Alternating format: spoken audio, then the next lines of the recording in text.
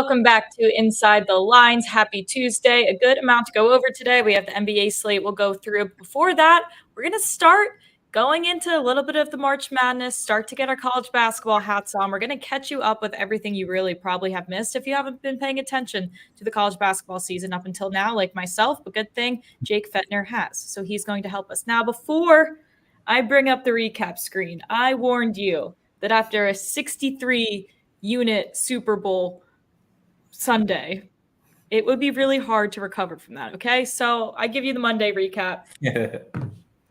This is how it has to go. Okay, there's no way you do that well Super Bowl Sunday and come out Monday with some bangers. But now we should be back on track, right? Jake, I know there's a couple bad beats here. I'm giving you the floor to rant. I mean, Bucknell, what are you doing? They foul and let the Lehigh, your dad's alma mater, tie the game, and then you settle for a three. That's what really started the day, because that was one of the earlier games. And then as soon as that missed, I knew we were gonna have a bad day. It was that kind of day. And honestly, I should have faded myself in all the picks, especially after that plus 3,500 and Jair Brown play. Yeah. I should have known that I was going to go back down to earth. Yeah, I don't know what you guys are talking about. I did great. I can't help it the players didn't do what they're supposed to do. Exactly. Yeah, I mean, my analysis was so accurate. Accurate statistical support. Accurate. The plays were spot on. Statistical support. My ass. That was perfect. The plays were all spot on. It's just the players didn't. We were the coaches. The players just didn't listen to us. Yeah, that's literally not our fault. Okay. All right. Well, we will have, it looks like, about 5 or 6 player props to rebound with today. Before we do that, we're going to do a quick little college basketball 101 catch up of the season. What's been going on? Who's been hot? Who hasn't been hot? Who's going to be some sleepers, some dark horses to look out for come March Madness? Not to toot our own horn, but I'm totally going to toot our own horn. Futures, we kill. We say Lamar Jackson was going to win MVP months before he did. We said Jaden Daniels could win the Heisman months before he did. We're usually pretty on top of plays like this. So this is a more important show than you probably assume. All right. And Mackenzie doesn't want to tout, but she won the big Sportsline Futures NFL contest. That of all the experts of Sportsline, and it's one of the first things she did once she joined our team, and she won that. Yeah. Back in August, I joined the big dogs of CBS Sports analysts and beat all of them, and they've been pretty quiet about it. I would be too if I was a 22-year-old girl, but I guess we all handle things differently. All right, this is an important stat, Jake, that Jake has found, and correct me if I'm wrong when I say this the way I do. The winner of March Madness, national championship winner, the last 21 years, has been a top 40 in offensive efficiency, top 30 in defensive efficiency. They've been ranked top 25 in the beginning of February, where we are now, and they're from the Eastern Central time zone. We have not had a West Coast team won, I believe, since 1997, Jake, correct? Correct. Arizona 97. I think in the last 34 years, just 3 West Coast teams have won. It was Arizona, UNLV, and UCLA. Mm-hmm. So these are the teams that we're looking at that fit in this mold as of right now. There are a few teams on the outskirts of this that with a few more wins can find themselves in here, right? Yeah, like Iowa State, I think they're 43rd in offensive efficiency. So if they just have one good game, they'll be right up in there. It's at the end of the season. They're top 40 in offensive efficiency in Ken Palm, top 30 in defensive efficiency. And it's the last 21 years this has held true. That it's been an East Coast team. So these are the 9 teams that currently fit the mold, but there are 3 or 4 teams that could still get there. South Carolina, they're outside of that mold. They're 50th in both offensive and defensive efficiency, which is why some models like Ken Palm has them outside the top 25. I think they're like 31st in Ken Palm. But they could, with a couple more good games, like in the way they've been playing, they could definitely join this group because they are in the top 25 now. Yeah. And if anyone has specific teams that they are curious about just how these teams have been performing up until this point, Jake probably has a pretty good idea of what they are. So feel free to put those in the chat as well. Yeah. These 9 teams combined a 54% chance to win according to our sim model based on Jerry Palm's latest bracket. Bang. Mm-hmm. Yeah. This is an important slide. This is stats you're not going to find anywhere else, guys. Okay. We're really breaking it down for you here. All right, let's talk about the top dogs. right now in the season. We have UConn and Houston. We're pretty in line with Ken Palm's bracket here with where we have these guys. We just like UConn a little bit more. He likes Houston a little bit more, but nonetheless, still at this point in February, worth putting a sprinkle on either of them to win the national championship? I know Steve and I have been saying that if UConn didn't win the championship last year, they'd probably be plus 500. So you're definitely getting some value at plus 700. It was plus 1,000 a couple weeks ago when we said to get on them.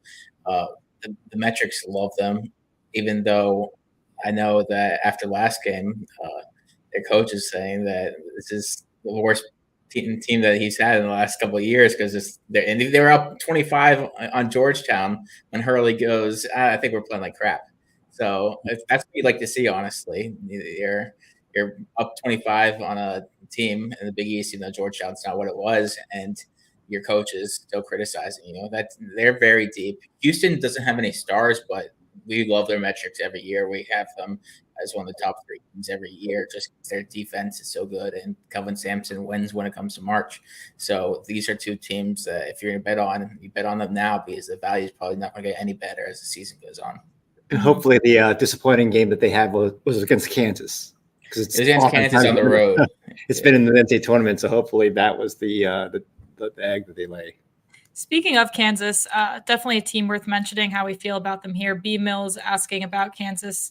Why don't we like them as much? Were they on one of the teams that fits the mold? I thought they were. They're near the mold. Near.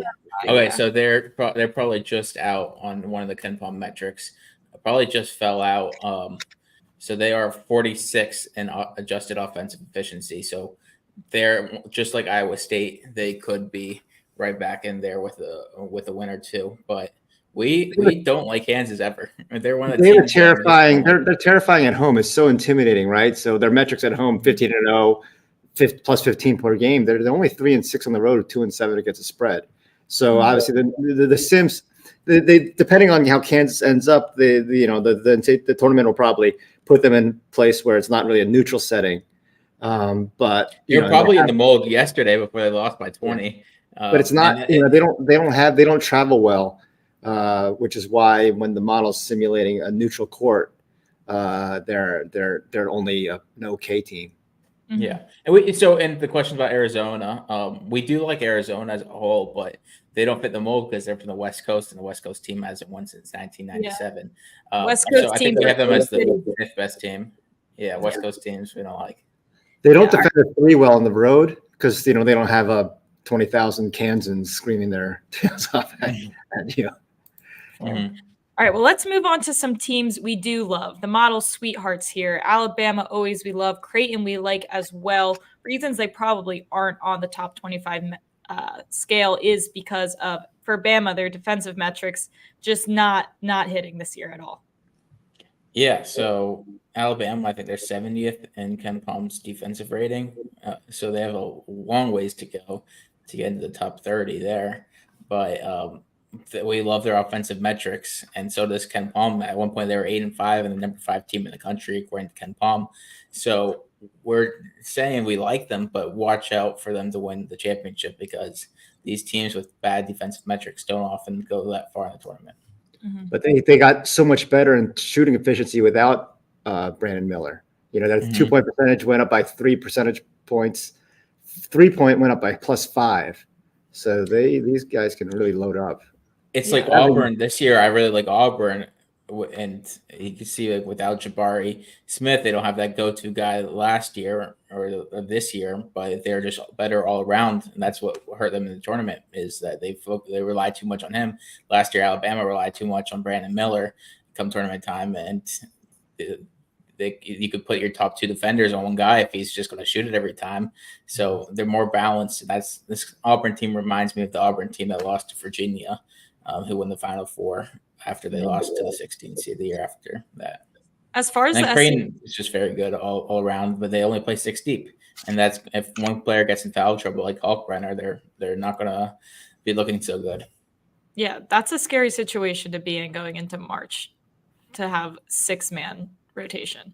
As far as SEC, out of curiosity, I know Jared Walker was saying he got South Carolina as a long shot to win the SEC title.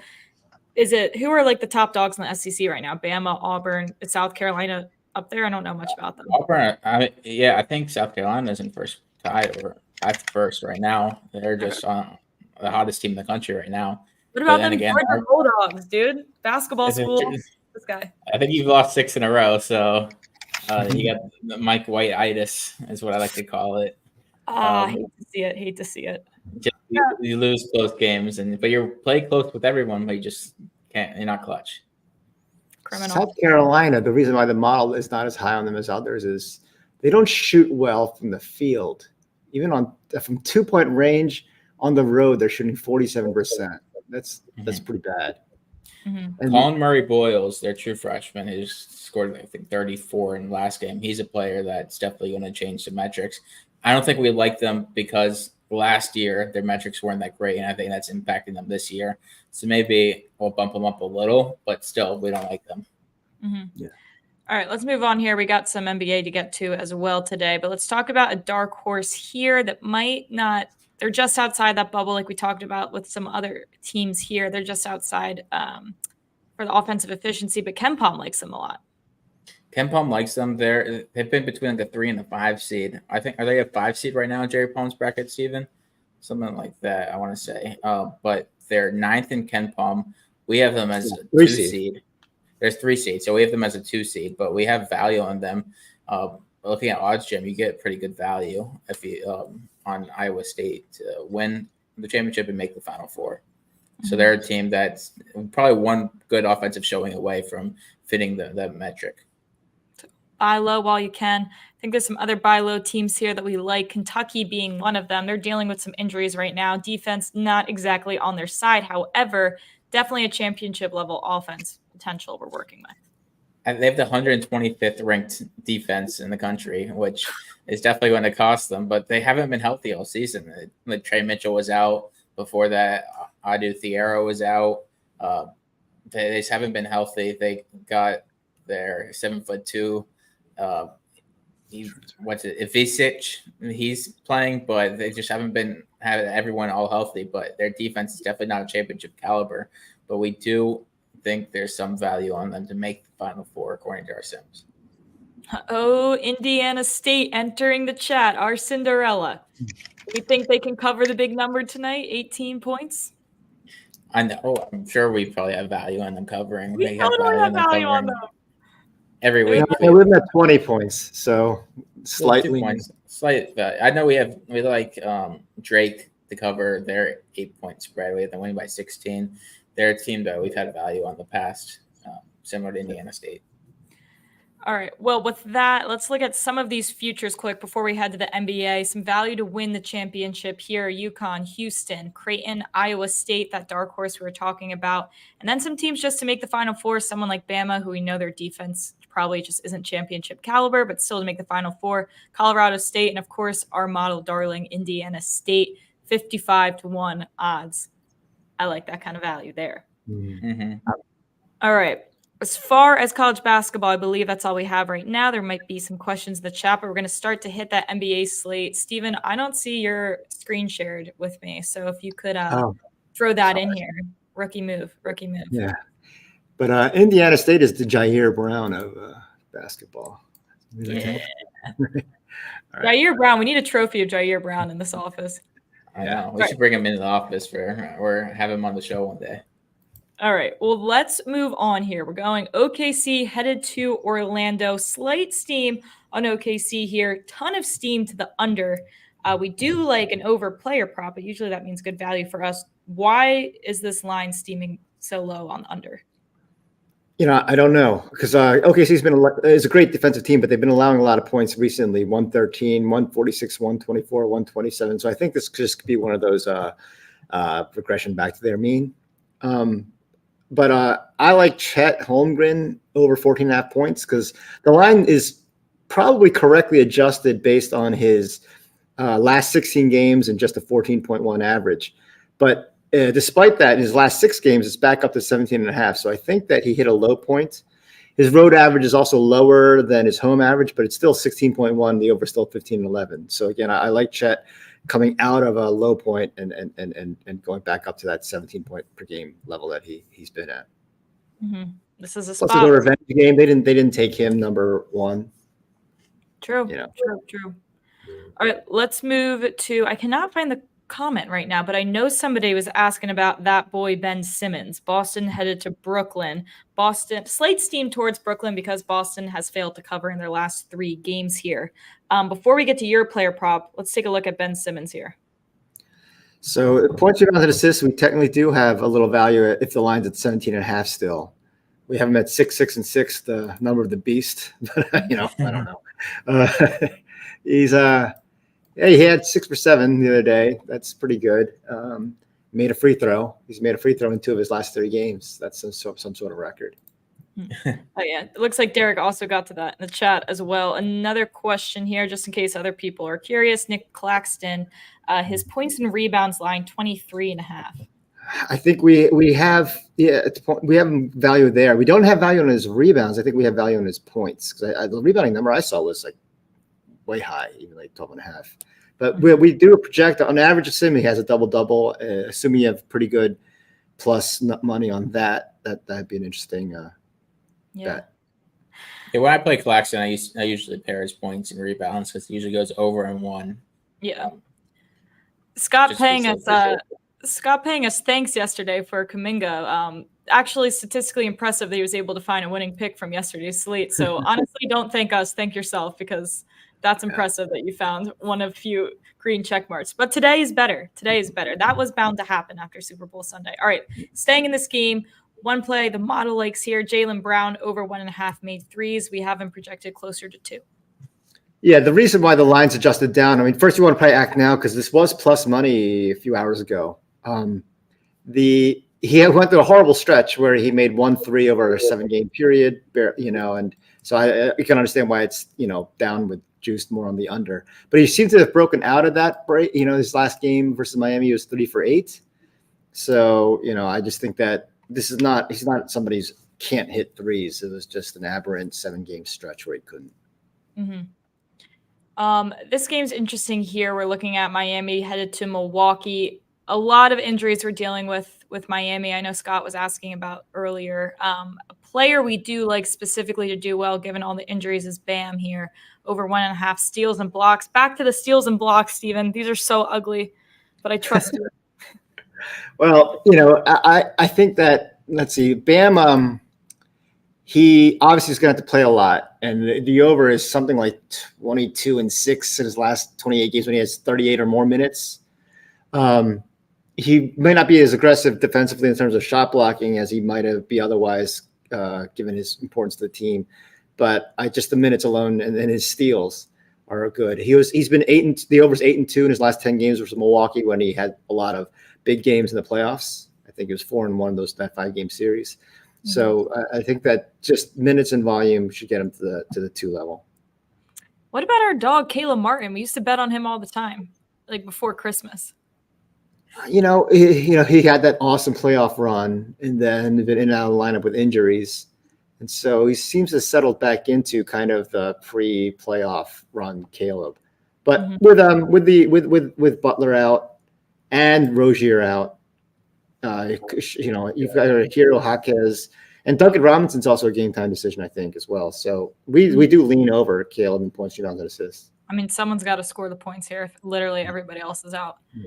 All right, let's head on to Sacramento, headed to Phoenix. Phoenix catching a little bit of steam here, as well as the over.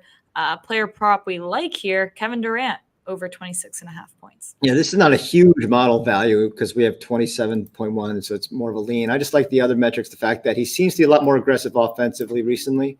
So he was a 7 for 9 in a blowout win against Washington, so he didn't have to play much. But the other games, you see a lot of field goal attempts, 24, 21, 23, 25. So this is a pretty close game. I have a note so I looked up when Phoenix is a home favorite of less than 7 points. And those games, the over is 22 and 6 because he's playing they're a better team, favored, but they're playing a close game where he has to play a full complement of minutes. Mm-hmm. Oh, do you mind if we go back to the Milwaukee game quick? Saw a question about Drew Holiday. Rebounds and assists, that line's at 9.5. Boston? Sorry. Oh, sorry. My brain's... Yeah, no. I made this. That's my mistake. We have 9.4, so right on the same number. Mm-hmm. All right. 2 more games to get through here. Minnesota headed to Portland. Not too much line movement going on here. Slight movement to the under, but nothing crazy. We like another player prop here with Simmons over 24.5 points. There is a lot of model value on Minnesota the over, but I don't like games where Minnesota just won very impressively last night versus the Clippers. So I'm worried about a letdown game. Mm-hmm. But the model has tons of value on those two sides. I like Anthony Simons. He is on the injury report, but he's probable. So it looks like he'll play plenty. Brogdon's out. Scoot Henderson's also listed as questionable. Shaden Sharp's been out for a while. He averages nearly 2.5 more points at home than he does on the road. Points and rebounds. Mm-hmm. And the line's low because he was 0 for 10 on January 12th against Minnesota, and he had barely any production in that game. So I think that's been overreaction for this line. He's been killing it otherwise. Jeez. You see some recent line 29, 26, 29, 24 points. Never mind his rebounds. I like that play a lot. That might be my favorite play of the day, except we haven't got to my guy, Austin Reeves, over 3.5 rebounds for plus money. Yeah, the line's adjusted again, probably correctly because over 10 games, the over is just 2 and 8. The Lakers should be a good rebounding team, but they're not. I'm banking on him regressing to his overall home average this year, which is 4.4, which is one more than he averages on the road. And if you look at Detroit's had some recent success with some surprising wins and 6 out of 7 games covered. And it's because of rebounding differential, mostly Duren. But they've been destroying teams on the boards, and that's been their key to actually being competitive. Whereas the Lakers, they just lost by a large margin to New Orleans because they got killed on the boards. They got killed by Denver on the boards. So I'm hoping that a scouting report, if they haven't tuned out Darvin Ham completely, is everyone's got to get on the boards. And Austin Reeves is enough of an ass kisser as a player that he'll do what coach tells him. Mm-hmm.